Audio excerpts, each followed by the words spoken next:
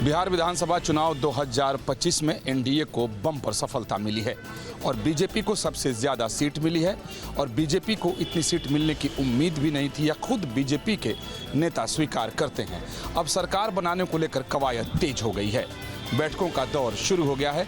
हालांकि बीजेपी दफ्तर में कार्यकर्ताओं के आने जाने का सिलसिला आज भी जारी है और उत्सव सा माहौल बीजेपी ऑफिस में है। अभी एक दूसरे से नेता मिल रहे हैं, बातें हो रही हैं। जो जानकारी सामने आई है कि बीजेपी ने अपने सभी विधायकों को जीतने के बाद 2 दिनों तक क्षेत्र में ही रहने का आदेश दिया है, यानी सभी विधायक कल शाम तक पटना पहुंचेंगे और उसके बाद ही विधायकों की बैठक आयोजित की जाएगी और विधायकों की बैठक के बाद फिर बड़े नेता जो पार्टी के हैं उनकी बैठकें होंगी और उसमें तय होगा कि आगे की रणनीति क्या है। वैसे जो जानकारी मिली है कि चुनाव परिणाम आते ही बीजेपी के आला कमान और नीतीश कुमार में बातचीत हुई और उनकी तरफ से कहा गया कि नीतीश कुमार ही अगले मुख्यमंत्री होंगे। लेकिन जो जानकारी पार्टी सूत्रों से आ रही है, बीजेपी के सूत्र बता रहे हैं कि इस बार सरकार में तमाम सारे चेहरे बदल जाएंगे, यानी जो मंत्रिमंडल का गठन होगा बीजेपी की तरफ से जो लोग मंत्री बनाए जाएंगे वो बहुत सारे नए चेहरे हो सकते हैं, उसमें नया प्रयोग हो सकता है और कई नई चीज़ों को बीजेपी सामने लेकर आ सकती है। हो सकता है कि डिप्टी सीएम के भी सारे चेहरे बदल जाएं, क्योंकि इस बार एनडीए का स्वरूप भी दूसरा है। उपेंद्र कुशवाहा, चिराग पासवान और जीतन राम मांझी की पार्टियों ने भी अच्छी सफलता इस विधानसभा चुनाव में पाई है, तो उन लोगों का क्या स्थान होगा मंत्रिमंडल में, इस पर भी विचार होना है। वैसे पार्टी सूत्रों का कहना है कि 20 तारीख के पहले सब कुछ हो जाएगा, यानी मुख्यमंत्री का शपथ हो जाएगा और सरकार का स्वरूप तय हो जाएगा। सहयोगी अजय सिंह के साथ विकास चंद्र, पटना। बिहार विधानसभा चुनाव के नतीजे सामने आ गए और जो आंकड़े आए वो एनडीए को प्रचंड बहुमत दिला दिया। देखिए, इस आंकड़े के बाद सुबह यानी कि आज शनिवार को लगातार नेताओं का तांता जो है वो मुख्यमंत्री आवास पर लगा। तमाम गठबंधन दल के नेता जो है वो नीतीश कुमार से मिलने के लिए पहुंचे और इसी क्रम में सुबह सुबह लोक जनशक्ति पार्टी रामविलास के राष्ट्रीय अध्यक्ष चिराग पासवान मुख्यमंत्री नीतीश कुमार से मिलने उनके सरकारी आवास पहुंचे और नीतीश कुमार को जीत की बधाई दी। हालांकि इस दौरान कयासों के बाजार ये लग रहे थे कि बिहार में एनडीए गठबंधन में मुख्यमंत्री पद का उम्मीदवार कौन होगा, लेकिन जिस तरीके से चिराग पासवान ने नीतीश कुमार से मुलाकात की, उन्हें जीत की बधाई दी, उसको लेकर ये माना गया कि एनडीए में अब नीतीश कुमार जो हैं वो मुख्यमंत्री पद के उम्मीदवार होंगे। सुबह मुख्यमंत्री जी से मुलाकात का समय हुआ। लोक जनशक्ति पार्टी रामविलास का प्रतिनिधि मंडल मुख्यमंत्री जी से मुलाकात कर उनको विधिवत तौर पर जिस तरीके से उनके नेतृत्व में एनडीए गठबंधन ने चुनाव लड़ने का काम किया, उसके लिए हम सब ने मिलकर उनको बधाई दी। एक बधाई कल मैं उनको फ़ोन के माध्यम से पहले ही दे चुका था, पर आज विधिवत तरीके से मिलकर न सिर्फ उनको हम लोगों ने बधाई देने का काम किया, बल्कि आने वाले दिनों में क्या रूपरेखा सरकार की गठबंधन की रहेगी उस पर भी हम लोगों ने चर्चा करने का काम किया। वीडियो जर्नलिस्ट सतिन कुमार के साथ उत्कर्ष, न्यूज़ 10 यूपी। बिहार का चुनावी महाभारत खत्म हो चुका है। बिहार में एनडीए को बम्पर जीत मिली है और अब फिर से नीतीश कुमार मुख्यमंत्री होंगे, उसकी कवायद भी शुरू हो चुकी है। और पटना में एक राजनीतिक संस्कृति भी है कि कोई भी अवसर हो पोस्टर जरूर लगाए जाते हैं, तो एक इस बार बिल्कुल अलग हटकर पोस्टर लगा है। तस्वीरों के जरिए उसे आपको दिखाता हूं कि इस पोस्टर को देखिए, किसमें लालू यादव, राबड़ी देवी जी, तेजस्वी यादव और संजय यादव, इन लोगों को महाभारत के किरदार के रूप में दिखाया गया है। धृतराष्ट्र, दुर्योधन, गांधारी, संजय। आखिर ये क्या कुछ कहता है, इसके मायने क्या हैं और ये क्यों लगाया गया है? नीरज कुमार जी हैं, जेडीयू के वरिष्ठ नेता हैं, प्रवक्ता हैं, एमएलसी हैं, उनके आवास पे लगा है और खुद यहाँ मौजूद हैं। क्या है राजनीति के धृतराष्ट्र लालू यादव जी हैं। ये देख लीजिए, अति पिछड़ा दलित, किसी को गहना इतना नहीं होगा, गहने से भरे हुए हैं। धृतराष्ट्र को चिंता केवल अपने पुत्र का रहता था। नीतीश कुमार जी को बिहार के बेटा बेटी की चिंता है, इनको इनके भविष्य की चिंता थी। गांधारी सब जानकर भी खामोश थी, देख रही थी। और लालू जी उम्र के चौथे पड़ाव पर हैं धृतराष्ट्र, बीमार हैं, हम स्वस्थ होने की कामना करते हैं। उन्होंने कहा संजय को, जब मतदाताओं का रुझान आ रहा था कि संजय देखो तुमको क्या दिख रहा है, धीमी आवाज में बोले। इन्होंने लज्जा से सर झुकाते हुए कहा महाराज हमको तो हरियाणा वाला मॉल दिख रहा है। तो ये पटना है, यहाँ पोस्टर वार खूब होता है। सहयोगी अजय सिंह के साथ विकास चंद्र, पटना। पूर्व केंद्रीय मंत्री आरके सिंह पर भाजपा ने बड़ा एक्शन लिया है। दरअसल पार्टी से उन्हें 6 साल के लिए निष्कासित कर दिया गया है। उसके पीछे की वजह बिहार इलेक्शन को लेकर दिए जा रहे उनके बयान हैं। लगातार पार्टी विरोधी बयान आरके सिंह की तरफ से दिए जा रहे थे। नौकरशाह से नेता बने आरके सिंह पर यह बड़ा एक्शन माना जा रहा है। लोग पहले से ही इस बात के कयास लगा रहे थे कि जिस तरह से आरके सिंह बिहार चुनाव में नीतीश की पार्टी को टारगेट कर रहे हैं, सरकार को टारगेट कर रहे हैं, तो उनके खिलाफ एक बड़ा एक्शन देखने को मिल सकता है। और आखिर में हुआ भी वही कि बीजेपी ने पार्टी से आरके सिंह को 6 साल के लिए निष्कासित कर दिया है। वीडियो जर्नलिस्ट सुधीर कुमार के साथ हिमांशु शर्मा, न्यूज स्टेट, उत्तर प्रदेश, उत्तराखंड। फरीदाबाद स्थित इस सल्फला यूनिवर्सिटी से तकरीबन 15 डॉक्टर गायब बताए जा रहे हैं। ये वो डॉक्टर हैं जिनकी तलाश शिद्दत से पुलिस कर रही है। न सिर्फ फरीदाबाद पुलिस बल्कि जेएनटी पुलिस, एनआईए और साथ ही आप समझिए कि दिल्ली पुलिस भी कर रही है, क्योंकि दिल्ली ब्लास्ट से इन डॉक्टरों का संबंध बताया जा रहा है। और खास तौर पे मैं आपको बताऊं कि लगातार पुलिस ने तफ्तीश बढ़ाई है, लेकिन इनके मोबाइल फोन बंद पाए जा रहे हैं। पूरी की पूरी दबिश और ख़ास तौर पे आप देखिए तो पुलिस से एक्शन लगातार जारी है। लेकिन इन डॉक्टरों के गायब होने से अब शक की सुई और तार लगातार हम देखें तो विस्तार पा रहा है। व्हाइट कॉलर टेरर नेटवर्क का सबसे बड़ा हब अल्फला यूनिवर्सिटी, जिसके तार खंगारे गए तो चौंकाने वाले खुलासे सामने आए, और ऐसे खुलासे जो रुकने का नाम नहीं ले रहे हैं। जिस तरह से यहाँ पर डॉक्टर मुजब्बिल या डॉक्टर शाहीन का जो समूचा कनेक्ट जैसे मोहम्मद से निकल कर आया, इसके अलावा डॉक्टर उमर जो फरार था, जिसे पकड़े जाने की कोशिश की जा रही थी, उसने खुद को ब्लास्ट करके लाल किले पर ऐसा टेरर का कहर ढाया जिसमें 13 जिंदगियां जो हैं वो समा गई, 30 से ज्यादा लोग घायल हुए। और जब समूचे नेटवर्क को खंगाला जा रहा है तो आप देखिए इसके तार जेएनके से लेकर पश्चिम बंगाल तक निकलकर सामने आ रहे हैं। नू मेवात में देखिए 3 डॉक्टरों की हिरासत में लिया गया है। अभी तक 3 गिरफ्तार हो चुके हैं, 6 जो है हिरासत में हैं, 15 अभी तक जो हैं लापता बताए जा रहे हैं, जिसका कोई हिसाब अभी नहीं मिल रहा। खासतौर पर आप देखिए तो इन तमाम डॉक्टरों के फोन भी बंद आ रहे हैं। तो इस तरह से ये समूचा व्हाइट कॉलर टेरर नेटवर्क का जो जाल है वो पूरे देश में फैल चुका था, जिसको खंगालने में इस वक्त देखिए तो तमाम एजेंसियां एड़ी चोटी का जोर लगा रही हैं। गणेश विकास के साथ Madhuban Kumar, news state, UP, Uttarakhand. Shaheen ने अपनी मेडिकल की पढ़ाई प्रयागराज से की, तो वहीं उसके भाई परवेज ने लखनऊ के इरा मेडिकल कॉलेज से एमबीबीएस किया और उसके बाद इसी इंटीग्रल यूनिवर्सिटी में वो बतौर सीनियर रेजिडेंट काम करने लगा। धीरे धीरे उसका काम देखकर उसे यहाँ असिस्टेंट प्रोफेसर की तौर पर नियुक्ति मिल गई और उसकी ये खासियत आसपास के जो लोग हैं उसके साथ काम करने वाले हुए बताते हैं कि पेशेंट को बहुत देखता था, यानी जो पेशेंट थे उनकी संख्या काफ़ी होती थी और यही बात जो इंटीग्रल यूनिवर्सिटी थी वहाँ के लोगों को पसंद आई। धीरे धीरे उसका प्रमोशन होता चला गया और वो एमबीबीएस के जो सीनियर क्लास के बच्चे थे, लास्ट सेमेस्टर के ईयर के बच्चे थे, उनकी क्लास लेता था। जब वो ओपीडी में होता था तो खास करके मरीजों पर ध्यान रखता था और ज़्यादातर वो यहाँ पर नाइट ड्यूटी करता था। लेकिन दिल्ली ब्लास्ट से ठीक पहले 6 तारीख को उसने मेल से अपना यहाँ पर रेजिग्नेशन भेज दिया, अपना इस्तीफा भेज दिया। उसके पीछे उसने कोई कारण नहीं बताया। जाहिर सी बात है परवेज ये डर गया था, उसे इस बात का अंदाजा हो रहा था कि जिस नेक्सस में वो काम कर रहा है उस पर अब एटीएस और जम्मू कश्मीर पुलिस की निगाहें बन चुकी हैं।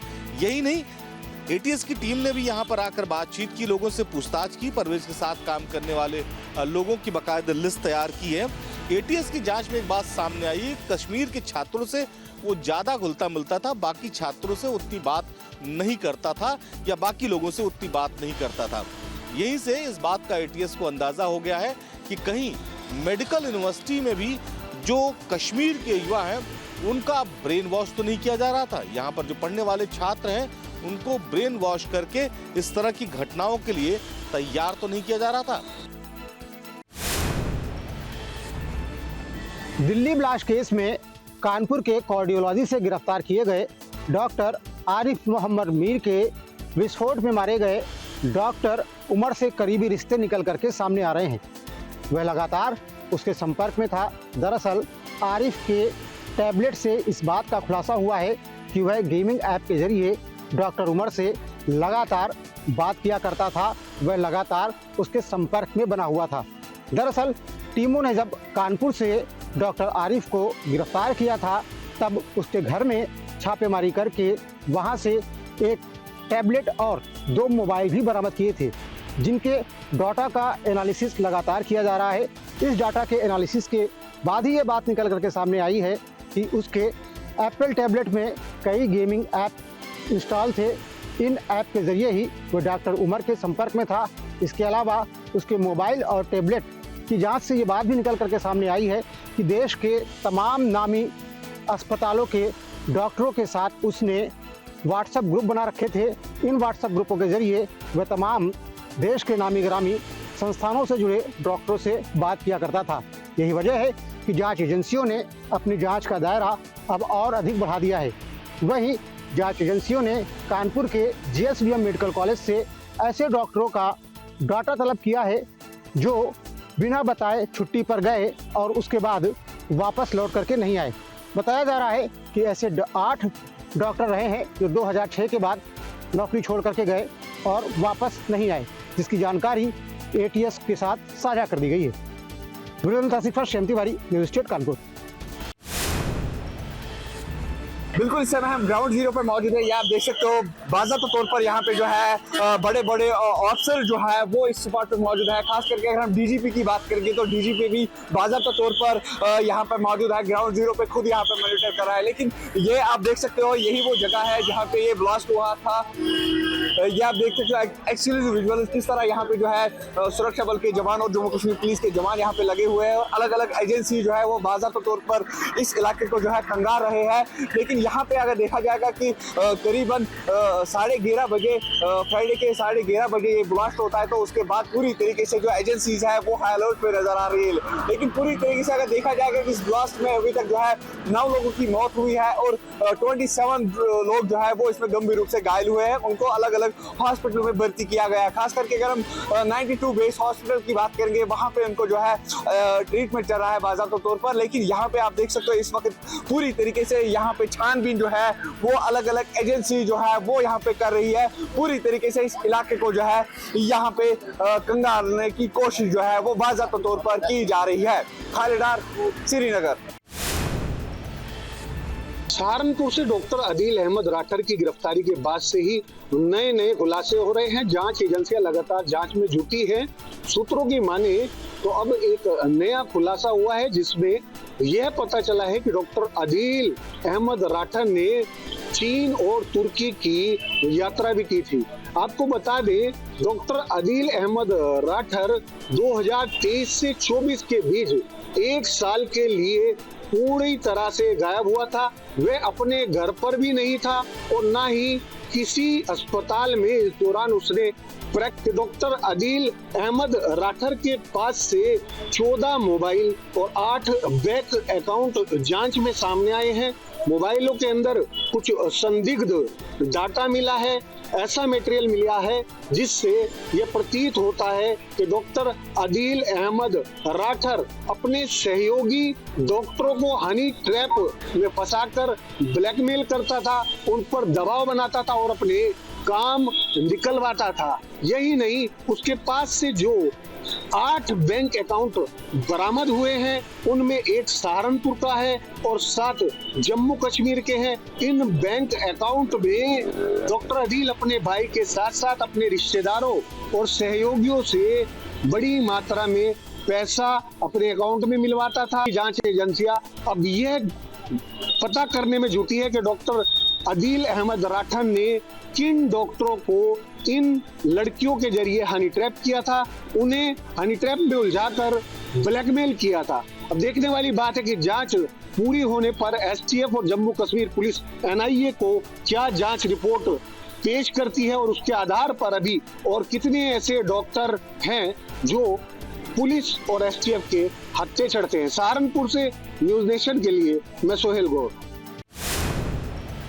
डॉक्टर मॉड्यूल के तार अब राजस्थान से भी जुड़ते हुए नजर आ रहे हैं। वजह क्या है? वजह है विस्फोटकों का मिलना। विस्फोटकों की तफ्तीश के लिए नूह जिले में, मेवात इलाके में, हरियाणा में तो लगातार दबिश दी ही जा रही है, लेकिन संभावना इस बात की भी है कि राजस्थान के कई जिले भी रडार पे हो सकते हैं, क्योंकि राजस्थान में भी माइनिंग की जाती है। माइनिंग में, खनन में इस्तेमाल होते जेलेटिन की छड़ें, RDX और अमोनियम नाइट्रेट भी। और यही वजह है कि आने वाले वक्त में संभावना इस बात की है कि अल-फलाह विश्वविद्यालय से जिस तरीके से टेरर मॉड्यूल के तार निकले, उसका नाता राजस्थान से भी हो सकता है।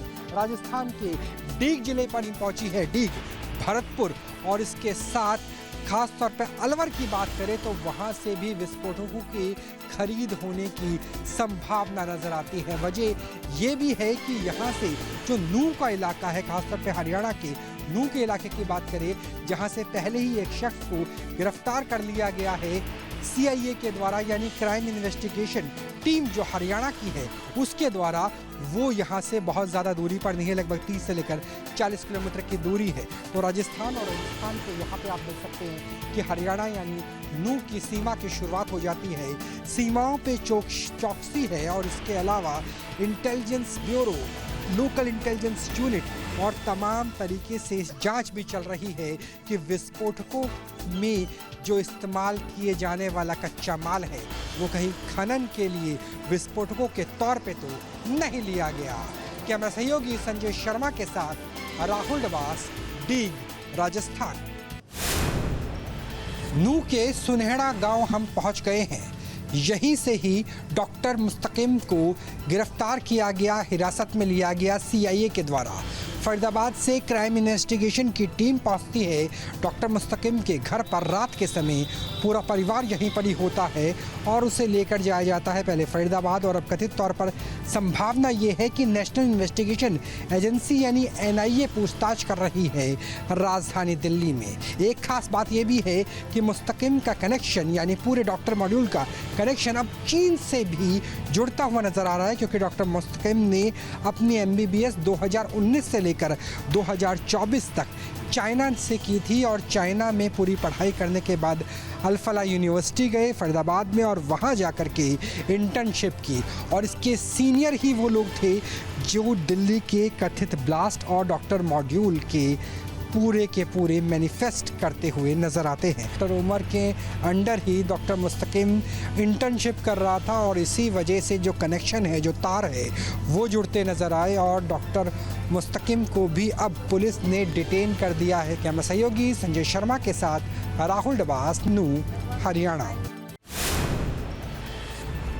इन्वेस्टिगेशन में टीम पुन्हाना आ गई है। दरअसल ये भी नूह की ही एक तहसील है, और इसी तहसील से कथित तौर पर डॉक्टर उमर और डॉक्टर मुजम्मिल ने उस उर्वरक को खरीदा था, NPK को खरीदा था, जिसे रिफाइन करके अल-फलाह यूनिवर्सिटी के अंदर अमोनियम नाइट्रेट बनाया गया। NPK जो उर्वरक के तौर पर इस्तेमाल होता है, फर्टिलाइज़र के तौर पर इस्तेमाल होता है, जिसमें नाइट्रेट भी होता है, पोटेशियम भी होता है, और उसका इस्तेमाल करके किस तरीके से विस्फोटक बनाया जा सकता है, उसकी बड़े पैमाने पर खरीद करनी थी। 20 अगर बात की जाए तो 20 क्विंटल अमोनियम नाइट्रेट बनाने की कोशिश थी, उसके लिए उर्वरक को खरीदना था। और यहीं पर ही दिनेश अग्रवाल की ये दुकान थी, और यहीं पर ही जो किसानों के लिए फर्टिलाइज़र थे वो खरीदे जाने थे। लेकिन जब से गिरफ्तारी हुई है डब्बू उर्फ दिनेश, और डब्बू की गिरफ्तारी के बाद इस दुकान पर इसी तरीके से ताला लगा हुआ है, और ये दुकान बीते 2-3 दिन से बंद है। तो अगर सिर्फ नूह जिले की बात करें तो 3 डॉक्टर, एक इमाम और एक व्यापारी, और वो व्यापारी फर्टिलाइज़र के दिनेश और डब्बू की गिरफ्तारी हो चुकी है। इस दुकान की वीडियो बनाई गई हरियाणा पुलिस के द्वारा, नूह पुलिस के द्वारा, और वीडियो में डॉक्टर मुजम्मिल ने कहा कि हाँ, यही वो दुकान है जिस दुकान से उर्वरक को खरीदा गया था। कई क्विंटल उर्वरक को खरीदा गया था, और अब ना सिर्फ नूह बल्कि आसपास का पूरा इलाका, अगर अलवर की बात करें तो वहाँ भी तफ्तीश की जा रही है कि कहीं और से भी उर्वरक यानी फर्टिलाइज़र फर्टिलाइज़र NPK को खरीदा नहीं गया, जिसे रिफाइन करके अमोनियम नाइट्रेट का विस्फोटक बनाया गया। वो अमोनियम नाइट्रेट जिसमें धमाका होता है और कई पुलिस वालों की मौत हो जाती है, पूरा पुलिस थाना उड़ जाता है। कैमरा सहयोगी संजय शर्मा के साथ राहुल डबास, न्यूज़ नेशन, नूह, हरियाणा। इस वक्त हम दिल्ली के ब्लास्ट के स्पॉट पर मौजूद हैं। आम लोगों के लिए ट्रैफिक अब पूरी तरीके से खोल दिया गया है। पूरे 5 दिनों के बाद दिल्ली पुलिस की तरफ से आज यहाँ पर ट्रैफिक को जो है वो खुला गया। आइए आपको लेकर चलते हैं जहाँ पर ब्लास्ट हुआ, उस स्पॉट पर सीधे लेकर चलते हैं। यहाँ पर देखिए, ये वो स्पॉट है जहाँ पर इस ब्लास्ट को अंजाम दिया गया। I-20 गाड़ी थी और उसी गाड़ी में यहाँ पर जो है वो धमाका किया गया।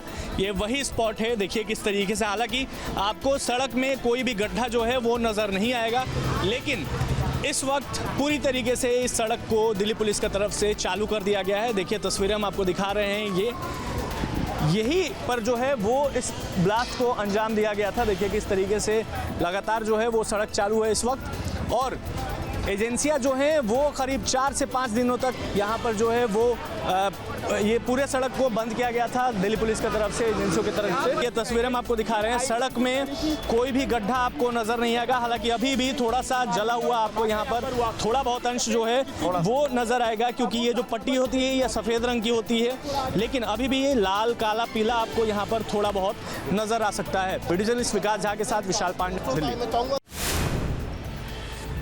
ओबरा थाना क्षेत्र के बिल्ली मारकुंडी थाना क्षेत्र में खड़े हैं। मेरे पीछे देख सकते हैं आप, पत्थर की खदान है। यहाँ भीड़ भाड़ आपको दिखेगा। बता दें कि मामला यह है कि यहाँ पे बताया जा रहा है कि कृष्णा माइनिंग स्टोन एक पत्थर की यहाँ खदान थी, जो काम करने के दौरान लगभग 3 बजे वो पहाड़ का बड़ा मलबा जो धसक गया, जिसके वजह से नीचे जो मजदूर काम कर रहे थे, जो कंप्रेसर ऑपरेटर थे, बताया जा रहा है कि वो दब गए।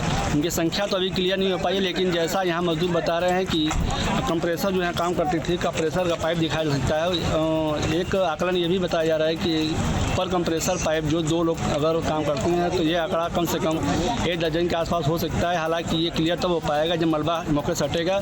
मौके पे आप देख सकते हैं कि स्थानीय पुलिस, SDM और CO मौके पे मौजूद हैं, और जो गायब या जो मजदूर दबे होने का शंका है, उनके परिजन या मौके पे मौजूद हैं, वो रोते बिलखते देखे जा रहे हैं। आला प्रशासन को सूचना हो चुकी है और मौके पे और भी NDRF टीमों को जो बुलाया जा रहा है। जब रेस्क्यू किया जाएगा तब स्थिति क्लियर हो पाएगी कि कितनी संख्या मजदूरों की इसके अंदर दबी हो सकती है। सोनभद्र से जितेंद्र गुप्ता, न्यूज़ उत्तर प्रदेश।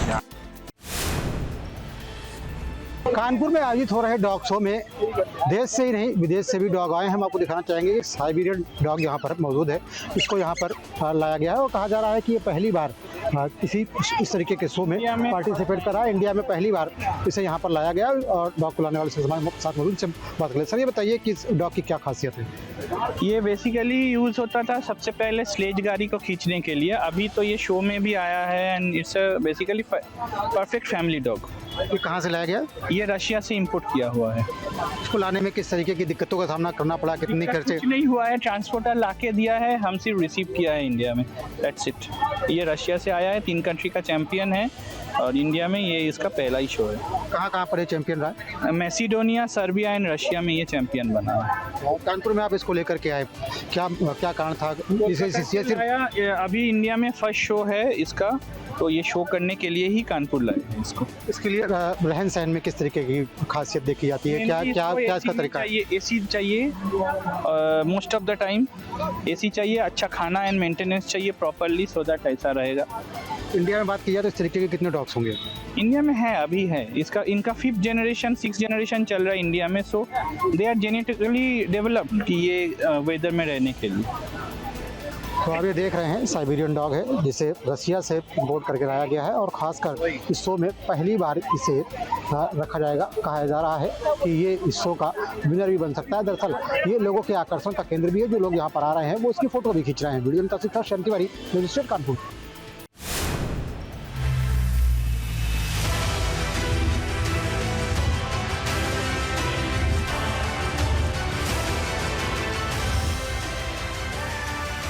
जहाँ भक्ति है हर शब्द में, कथाओं में छुपे हैं दिव्य रहस्य और ज्योतिष देता है जीवन को दिशा। धर्म से जुड़ी हर बातों को जानने के लिए हमारे चैनल स्तुति को सब्सक्राइब करें। चैनल पर जाने के लिए इस लिंक पर क्लिक करें।